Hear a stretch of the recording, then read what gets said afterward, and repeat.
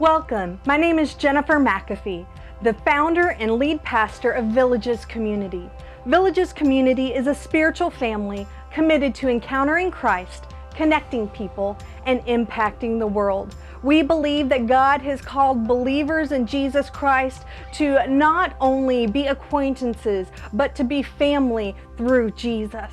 And the way that we live out this family is by encouraging one another in our walk with Christ, by listening and obeying to God's word, and by having fun with one another. So what makes a family unit? First of all, family that gathers together stays together. And so each week we come together for what we call family gatherings. We enjoy worship and exploring God's word and food. We like to have fun. We like to laugh, and we like to grow in our relationship with God as we encounter Jesus and we build our relationships with one another. We are encountering Jesus Christ and we are connecting with people. Another aspect of the family unit is this idea that a family that prays together stays together. And so we encourage our members to meet together one-on-one, men with men and women with women, for a time of intense accountability, where we ask one another poignant questions and we hold each other accountable to faithfully growing in our walk with Jesus Christ. This is a time where our relationship goes deeper and we develop deep roots in Jesus. And that is why we call this time Roots. And then there is this idea that family that plays together stays together. And so we encourage our spiritual family to spend time with one another throughout the week, throughout the month, by having book clubs, by going running together. Maybe you have pets and you want to go to a dog park together. Whatever commonality you have with your fellow believers in Jesus Christ, we want to gather together and have fun, building those relationships that can grow and become rooted in Jesus and that can flourish. And through this flourishing relationship with one another and with Jesus, we are empowered to impact our world with the truth and the love of Jesus Christ. Now, when I was a children's pastor, there were three encouragements and expectations that I had for the kids, and I have found that those are still true today. And we build Villages Community upon these three simple things. And it is this: listen and obey, encourage, and have fun. We are to listen and obey God and His Word. We are to encourage one another in our walk, in our growth in Jesus Christ, and we are to have fun in the midst of all of this. So I encourage you to get connected with other believers, to get connected with a believer. Maybe you're just exploring what it means to be a follower of Jesus. Get connected with somebody who is following Jesus. Encounter Jesus in a real way. Connect with fellow believers and be prepared to be discovering God's gifting that He has placed in you so that you can go out and impact your sphere of influence, your world, with the love and power of Jesus Christ. We are so glad that you are here with us today. We want to encourage you to visit our website, www.feedavillage.com, and there you can find out more about what it means to live a generous life, and you can give to God by going to www.feedavillage.com/give. I love you, and I'm so excited that you have joined us today. Be blessed.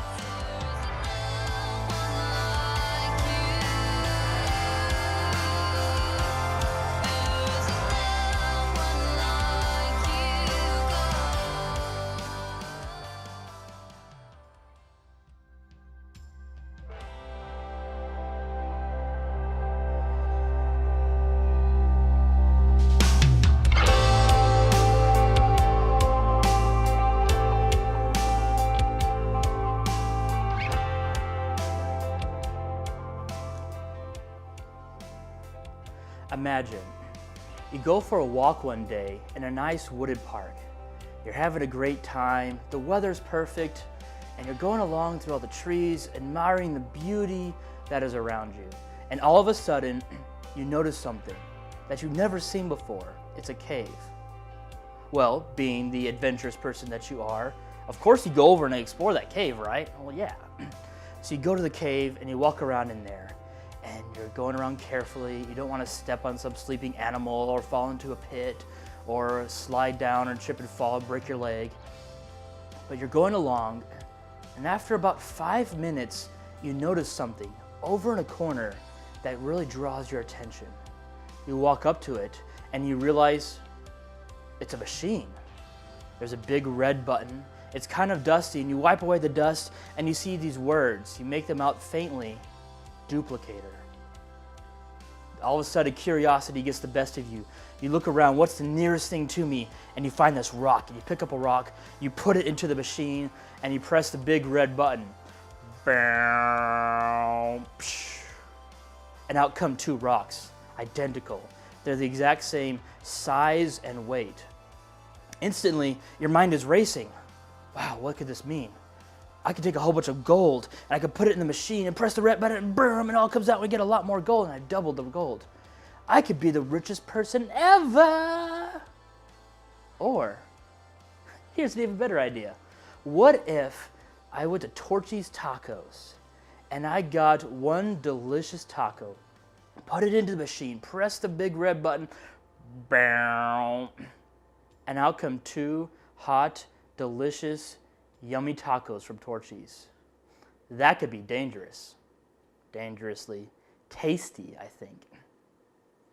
But unfortunately, such a machine doesn't work, doesn't exist. We have to come back to reality, don't we? Yeah, I know. But that same principle is in effect. Jesus talked about it in Matthew chapter 7, verse 12. So please pull out your Bibles or your smartphones and follow along. If you don't have a good Bible app, there are 2 that I can recommend that are great. They're both free. They're both available for Android or for iOS, and one of them is called YouVersion. The other one is called Bible Gateway. They both have a bunch of translations, and I think you'll find something there that you like so that you can follow along. Anyways, reading out of Matthew chapter 7, verse 12 from the Holman Christian Standard Bible, HCSB. Therefore, whatever you want others to do for you, do also the same for them. This is the law and the prophets. Now you may be thinking, wait. That verse didn't mention anything about delicious taco duplicating machines. Yeah, I know, it's kind of disappointing. Not really. But maybe it's in a different translation. You never know. But the idea there is still the same. Whatever you put into the machine is what you get back from the machine. Whatever you give to people is what you get back from people. It's doubled because it keeps reciprocating when you do it with people. Do you want loyalty from someone? Well, give them loyalty. Do you want people to be there for you when you're going through a hard time? Well, be there for them when they're going through a hard time. Do you want to be around a bunch of fun people? Then be a fun person to be around. It's not that hard, except that sometimes it is that hard. Because not everyone is people-focused. Remember that disc profile thing that we took last week? Well, if you remember what letter you are, if you are a C or a high D, then you're probably primarily task-oriented. You may love people, but you're wired to get stuff done. So being around people and being people-focused actually takes work for you. That's the way it is for me. I'm a high C, and I'm primarily task-focused. If I'm left to myself, I'm naturally done, get these things done, and then we'll hang out with people. But that's not what Jesus talked about. He talked about if we want to give to people and if we want to receive from people, that it has to be a reciprocal thing. So whatever kind of profile you are for the disc profile, if you're a high D or a high I or a high S or a high C, if making friends comes easily to you, if it's maybe a little bit more difficult for you, we all need to remember that friendship is important. Friends make our lives better. Loving others is the second most important thing that we could do in our lives, just behind loving God. Jesus said that. So how do we do that?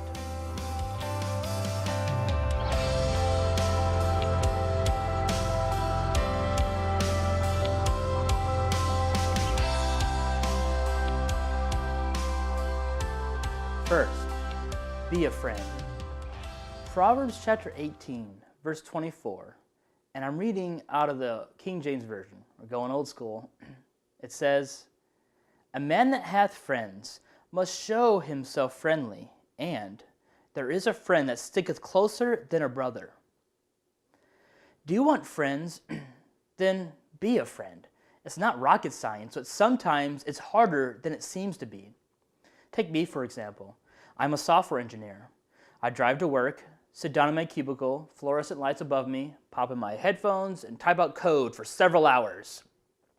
Then I go to lunch, see a couple of my friends. Hey, what's up? We talk for a little bit, eat some food, and go back.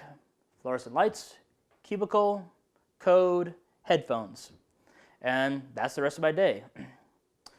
Some of you may be thinking, ugh, that's the worst job I've ever heard of. You're vomiting with horror at the thought of such a terrible job. Others of you think, well, it's not that bad. It's a decent job. And that's just it. That points out the differences in personality styles. Some of us are more people-focused, but other people, like me, we're more task-focused. And so for me, it's not that I don't like people. I love people. But it's not easy for me to always be a friend because I'm focused on getting the stuff done, getting the tasks done. So what does that mean? Does it mean that I have an excuse because I'm not people-focused? No. It means that I have something to work on. Dale Carnegie gives a bunch of really great advice in the book, How to Win Friends and Influence People. It's a classic. It's been around for a while, and it's a timeless piece. We're going to pull out 6 different things that he says to help us win friends and influence people. So let's jump into it. Number 1, he says, become genuinely interested in other people. People can smell a fake from a mile away. Isn't it dumb and kind of annoying when someone comes up to you and you just know they have some kind of agenda? They just want to use you. Yeah, I certainly think that way. I think most people feel that way. So let's not be those kinds of people. Let's be genuinely interested in them. Number 2, smile. Smiles are great. Smiles tell other people, hey, look at me, I'm a nice person. You can have fun around me because I'm a fun person.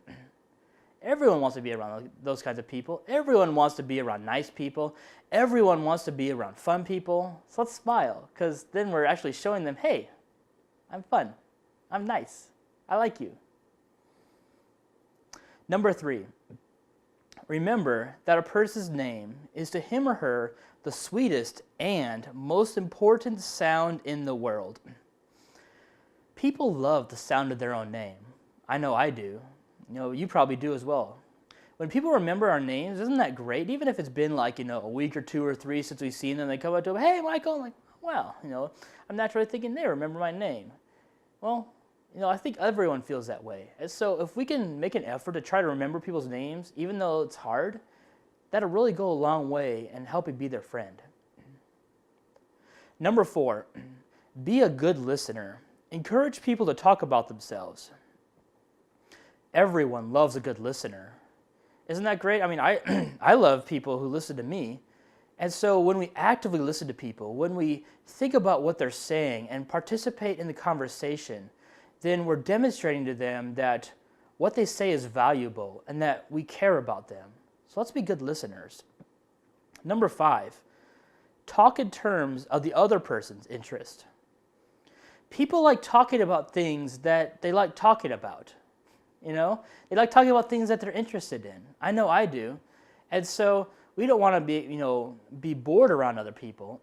But if we can engage in what they're interested in, then we can build a bridge to helping them like us and helping us become friends.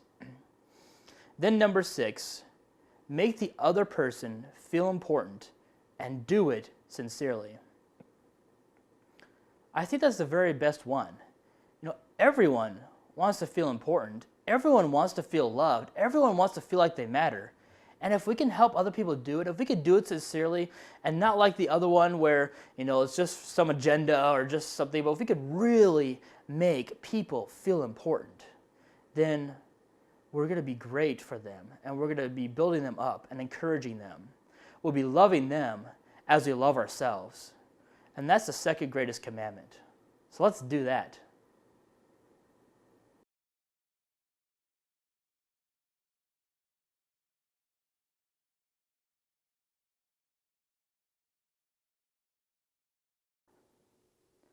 Number 2, protect your friends. Philippians chapter 2, verse 3. It says in the Holman Christian Standard Bible, "Do nothing out of rivalry or conceit, but in humility consider others as more important than yourselves." News spreads quickly these days. Just this past week, I posted a news article on Facebook and realized after a couple minutes, this is completely wrong. I got a couple replies to the thread, and people were like, that's not right. And I looked it up. Yeah, Snopes confirmed it. It wasn't true.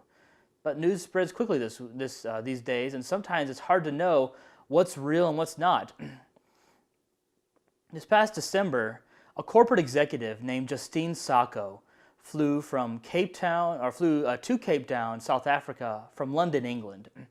Just before she got on her 12-hour flight, she sent out a tweet that made some kind of not so great joke about AIDS.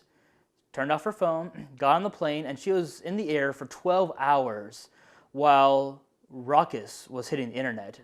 You see, as soon as she hit her tweet, it was retweeted and retweeted and retweeted again. It was retweeted over 3,000 times, but she had no idea because she was in her plane on her 12-hour flight to Cape Town without any internet. Then people started using the hashtag, "Has Justine landed yet?" And so many people used that hashtag talking about her joke that was retweeted so many times that hashtag, "Has Justine landed yet?" started trending on Twitter.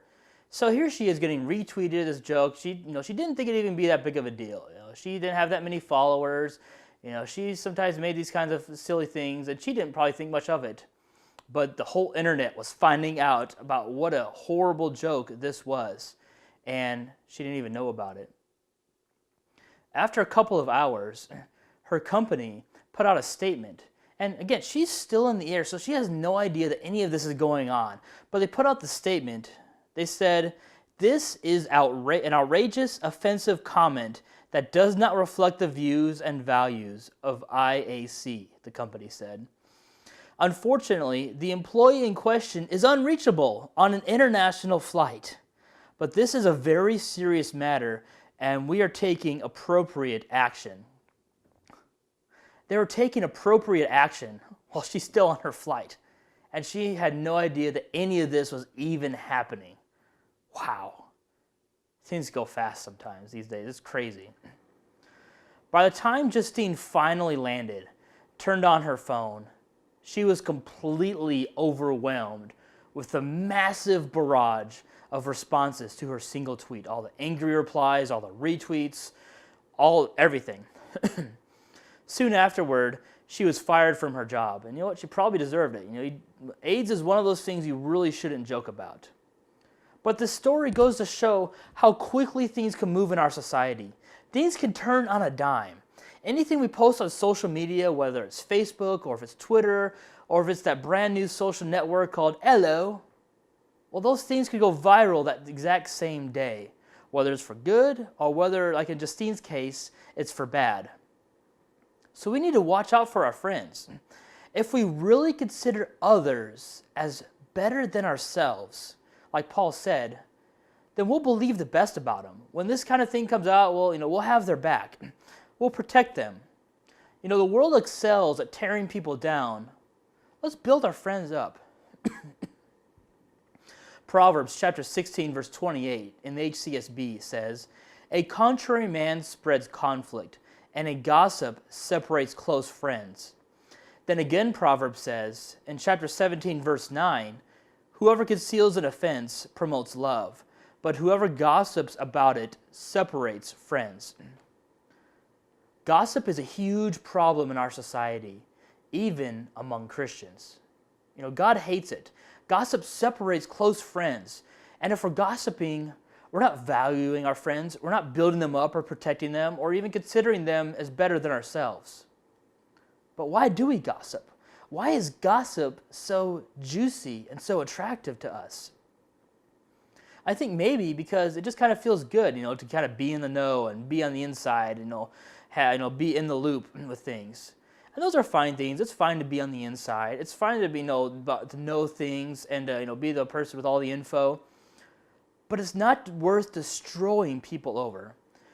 Gossip is a little bit like a forest fire. If you're in the woods and you set a tree on fire, then what's going to happen is, that tree is going to spread to all these other trees and all these other trees, and it's going to be a massive raging fire all of a sudden.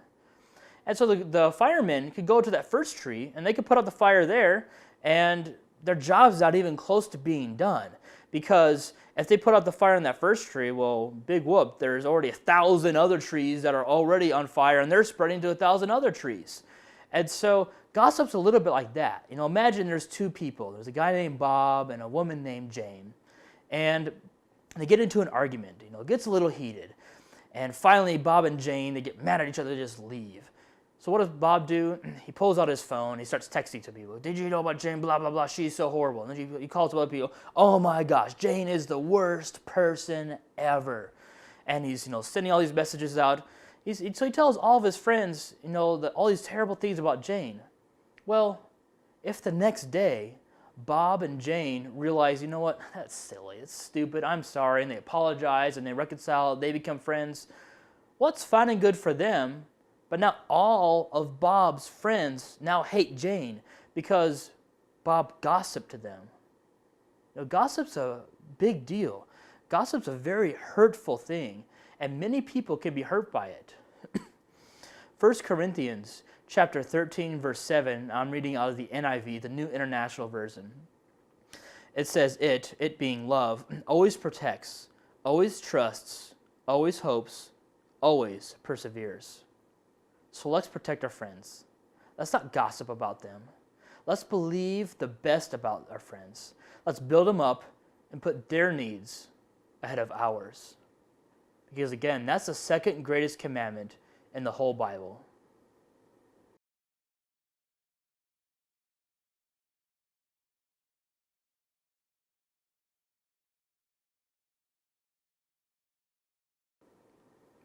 Number 3. Go deep with your friends. When I think about two guys in the Bible who really just epitomize a deep and long-lasting friendship, who better to think of than David and Jonathan? They basically wrote the book on being good friends. Jonathan and David became friends directly after David killed Goliath. Before defeating the giant, David was pretty much a nobody to society. He was a kid. He was out in the fields all day. He kept the sheep. He wasn't even, part of the army. He didn't really do much except watch sheep. But instantly, after killing Goliath, Saul went to find out about him. It shows how much of a non-entity that he was, that Saul really didn't even know who he was or who his family was or where he even lived. So David hadn't even come back to the camp. He killed Goliath, and everyone was watching and just amazed. And Saul turns to his general Abner and says, go find out about that kid. Figure out where he's from, what his family's like, and all these different things. And so Abner goes and finds out those things, and he brings David back to Saul. So Saul could learn more about him. And in 1 Samuel chapter 18, verse 1, we pick up the story from there, right after David had killed Goliath and Saul was talking to him. Verse 1, reading out of the HCSB. It says, when David had finished speaking with Saul about all those things, Jonathan, who's Saul's son, he's the prince, committed himself to David and loved him as much as he loved himself. Saul kept David with him from that day on and did not let him return to his father's house. Jonathan made a covenant with David because he loved him as much as himself. Then Jonathan removed the robe he was wearing and gave it to David, along with his military tunic, his sword, his bow, and his belt. David marched out with the army and was successful in everything Saul sent him to do. Saul put him in command of the soldiers, which pleased all the people and Saul's servants as well. From that very day that David defeated Goliath, all of a sudden he's almost like in the fast lane of life. And Jonathan, the prince, the crown prince, the one who's going to become king next, realized that God's hand was with David. Maybe he's a little bit awestruck with the new hero of Israel, but he was more than just a fanboy. Jonathan committed himself to David. He even loved David as much as he loved himself. He fulfilled the second greatest commandment 1,000 years before Jesus even gave it. But that's not all. Because after all that, Jonathan did something very interesting. Jonathan gave David his royal stuff. His robe, his military tunic, his sword, his bow, and his military belt. What's the big deal? It seems really random to us now. Oh, right, you gave him a sword and a belt. Good job. But back then, 3,000 years ago, that was a huge deal. You see, back then, most people were very poor. Most people only owned one pair of clothing. Think about that. What if the only clothes that you owned were the ones you were wearing right now? Yeesh, that's something else. It's hard to even fathom. In fact, at that time, it was common for people to go rob graves and take the clothes off of dead people so that they could have maybe a second pair of clothing, or maybe even a third. Or maybe their only clothes they have are all ripped up and torn up and they're worn out, or they got a bunch of blood spilled on them and stained on them. That was a common thing to do. And think about that guy Achan. You remember Achan, right? The Battle of Jericho. Israel comes into the Promised Land and they defeat the city. They march around it a bunch of times and the walls fall down and they go in there and God told them, hey, you're supposed to devote this city to me. Don't take anything you can have, the plunder from the other cities for yourselves, but this city is dedicated to me. But that guy Achan, he saw the stuff in the city. And what did he do? Did he leave it for the Lord? No. Achan took that stuff for himself. And do you remember what he took when they found out about it? Because they went to the next battle and they lost against a very small city. And people were like, what's going on? And God said, well, that guy Achan stole from me. And what did he steal? He stole some gold. He stole a bunch of silver. And he stole one really nice piece of clothing. That's crazy to think about. But that shows how valuable clothing. You have all this gold and all this silver and one piece of clothing.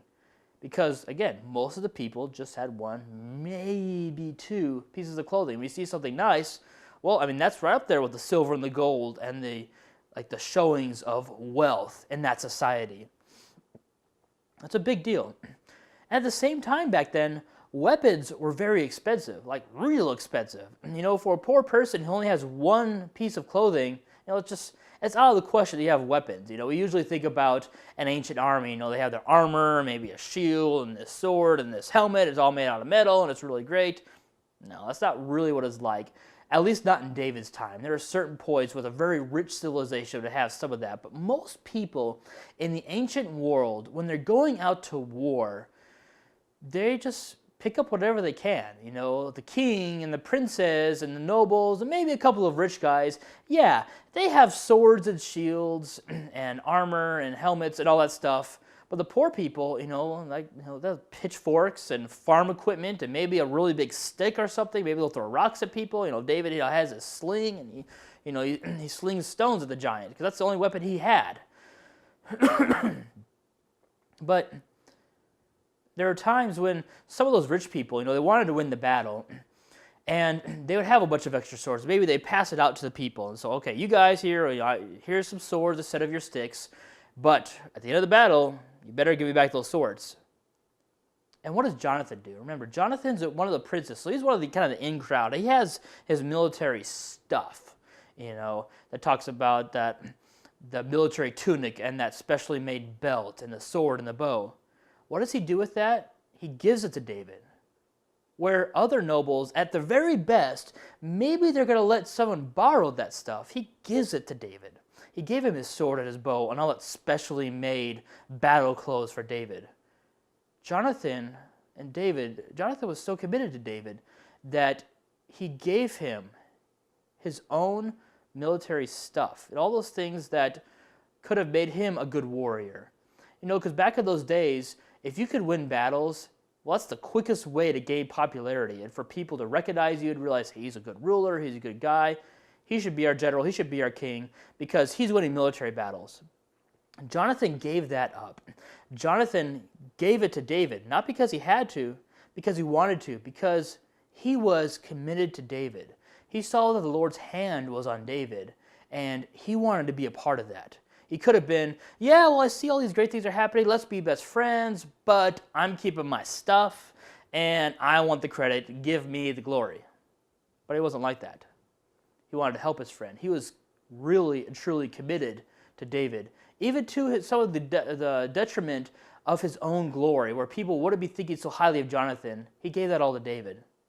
And David kept winning battle after battle after battle after battle. And he got so much credit, and he got so much glory, and all the Israelites knew who he was, and they all loved him. He was like a rock star. He was super ridiculously popular.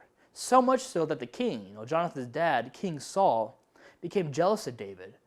And he became paranoid. He thought, well, maybe David's going to start a revolution because he's so popular and everybody loves it. Everyone's talking about how great David is. Well, what about me? Am I not great too? No, apparently not. And Saul realized that the Lord had chosen David to be the next king. Saul wanted to keep his own family dynasty intact. And this wasn't missed on Jonathan at all. Jonathan knows, if anyone knows, that if David is the next king, it's going to be at Jonathan's expense. Jonathan is a crown prince. So, again, if David becomes king, when Jonathan realized that the Lord had chosen David to be the next king, he could have been like his father. He could have said, no, the kingship is my job. I'm going to be the next king. But he didn't. He was such a friend of David that he even gave up being the king. He let David go his own way, and he supported David. He helped David. He continued to help David, even when David was way more popular than he was, and everyone loved David way more than they loved Jonathan. Even when Jonathan's own family and Saul are trying to, Saul, his father, the king, is trying to kill David, Jonathan risked his own neck to help David. That's commitment. He supported him. Basically committed political and career suicide for David. Who knows? If he's not going to be the king, who knows what's going to happen to Jonathan? There's no more guarantee. If he's not ruling. But that didn't matter to him. Jonathan cared more about his friendship with David than his personal advancement, and that's a big deal. That's huge. Because of that, Jonathan and David remained friends, and they supported each other for years. Well, after many years went by, Jonathan, again, he's still a prince, and his dad was still a king. David wasn't the king yet. But Jonathan and Saul and much of their family died in a battle with the Philistines. And much of their family was killed, and Jonathan had just one son who escaped. That son was named Mephibosheth. Yeah, that's kind of a hard name because it's easy, when you have David and Jonathan and Saul and Abner. These are great names and easy for us to understand, but yeah, Mephibosheth was his son. And Mephibosheth was back at the house. He was 5 years old, and he was with his nanny. And when everyone back at the estate heard that the battle went badly and that Jonathan and Saul and a whole bunch of Israelites were dead, well, they all started running. And Mephibosheth's nanny picked him up and started running. But she was in such a hurry that she dropped Mephibosheth. And he's 5 years old, and she's carrying him, and she drops him. And the result of that is that he became crippled in both of his legs. And for the rest of his life, Mephibosheth was never able to walk ever again. And think about that, because in that society, they didn't have wheelchairs. They definitely didn't have wheelchair ramps. They didn't have crutches. There's not a lot that a crippled man could do, especially when you think about, his father's gone, most of his family's gone, and most people back then made their money by being ranchers, having cattle and maybe sheep and herds, or by being a farmer. And when you're crippled, you can't really do either of those. And so he became sort of a non-entity in that society. And that went on for several years, and David eventually became king, and he started his rule. After several years, he was able to finally put everything together. He put his enemies in their place. He would deal with a bunch of rebels who tried to fight against David, and the kingdom became firmly in his hands. One of the first things he did is very interesting. once everything's finally settled and everything's good, he's finally at peace, he's not running, he's not looking over his back for rebels or assassins or anything like that. Once it's all settled down, David decided to find out, to see, is there anyone left from Jonathan's family that I could show kindness to because we were such close friends? So he did a search, and he found out about this guy Mephibosheth, who's now, probably an adult or a teenager at least. And David immediately sent for him and brought him back to the palace. And in 2 Samuel chapter 9, verse 6, it picks up the story.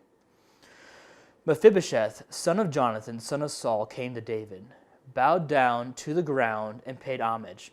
David said, "Mephibosheth." "I am your servant," he replied. "Don't be afraid," David said to him, "since I intend to show you kindness because of your father Jonathan. I will restore to you all your grandfather Saul's fields, and you will always eat meals at my table."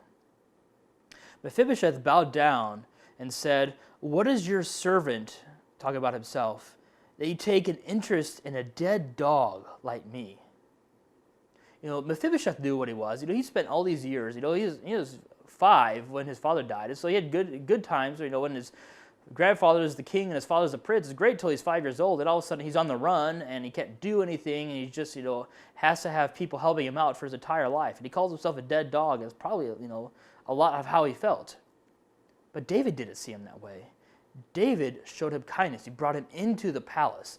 David fed Mephibosheth, that's hard to say, with the best food that he had from the king's table in the king's presence.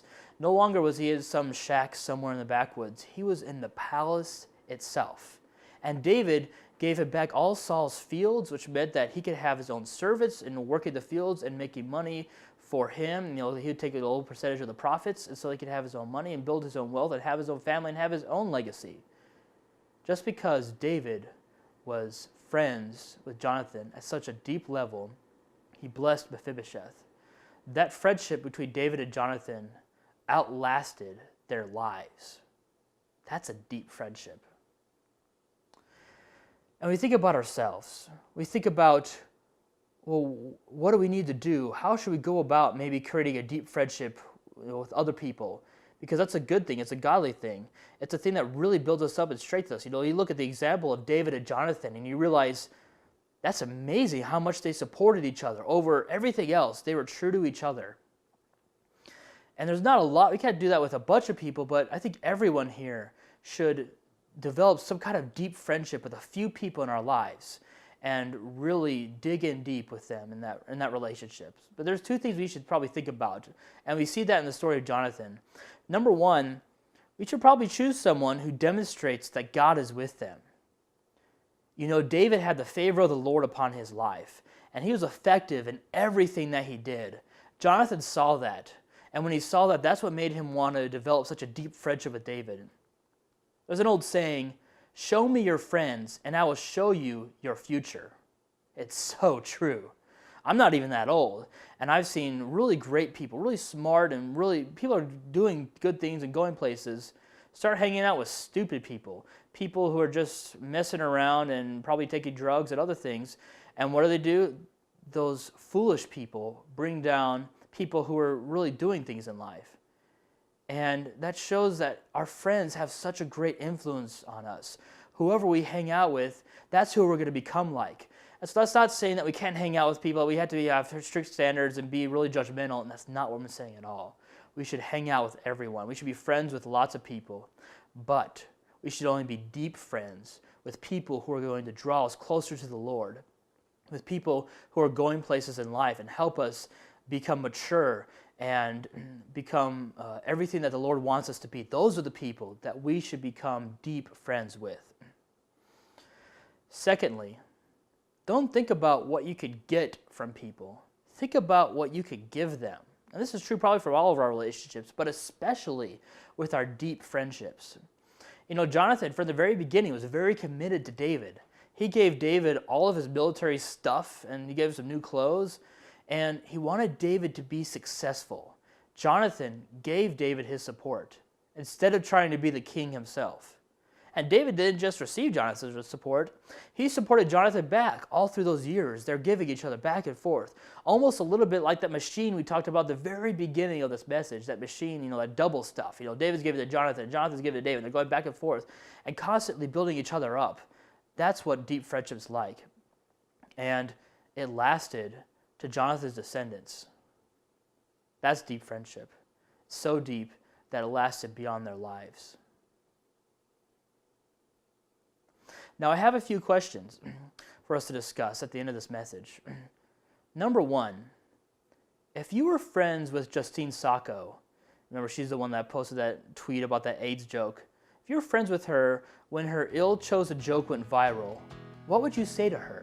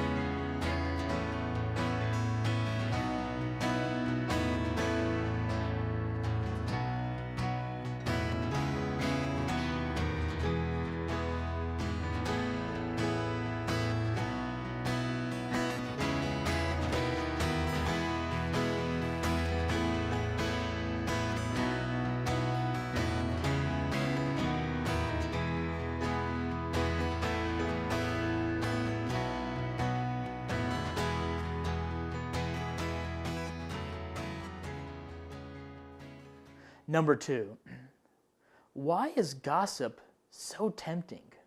Why is it so juicy?